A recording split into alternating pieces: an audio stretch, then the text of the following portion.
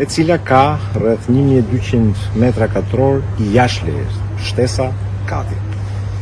Në zbatim të vendimit qeverisë këtij subjekti, do t'i lehen dy opsione në dispozicion. Opsioni i parë është ta parablej pjesën, pra shtesën që është jashtë lejes, me çmimin e tregut të indeksuar, dhe në rastin kur e parablen, këto para do të shkojnë në dispozicion të Agjencisë së Shpensimeve, në mënyrë që të paguhen shpensimet që bëjnë për qëllime publike.